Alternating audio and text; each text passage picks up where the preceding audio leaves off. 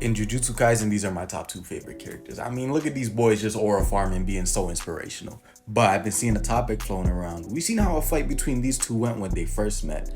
But how would it go by the end of the series when Yuji got all these power-ups, all these new abilities? Would he finally be able to defeat Yuta? Now, my personal opinion, Yuta still slams. Let me get into why though. From all I've learned reading the manga, these two are about equal in terms of physical stats, with Yuji probably taking the lead in durability. Now I know a lot of people out there hearing that and probably thinking I'm crazy because Yuji is just such a freak of nature, but Yuta just has so much more cursed energy than Yuji, and he's constantly using it to amplify himself and his weapons that he really does even out the playing field. Now in a physical 1v1 confrontation, it's hard to bet against Yuji. He's just such a brawler, such a tank, and he can heal himself so effectively due to blood manipulation.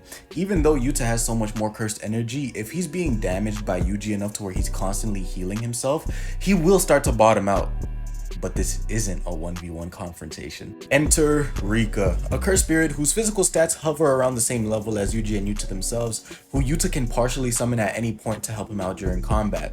Or he can choose to fully manifest her, in which he gains access to an endless supply of cursed energy, the use of all his copied cursed techniques, and all the cursed tools and weapons he could ever want. Now it's my personal belief that once Rika is fully manifested, the fight is over. Because not only does Yuji have to fight against two combatants that are around his level, who have an endless supply of cursed energy, he also has to deal with Yuta's multitude of cursed techniques, which in my opinion, he really only needs two of. Those two being this combo right here. The cursed speech with the sky manipulation are like the perfect counters to Yuji. Yuta's thin icebreaker was capable of sending Sukuna flying like a goddamn fastball, and the man with the highest cursed energy output in history, who in durability was probably only second to Sukuna himself, yeah, Yuta's thin icebreaker made that man cough up blood. So Yuta can constantly use sky manipulation to warp Yuji's punches so that they don't land clean. He can constantly beat him down with thin icebreakers.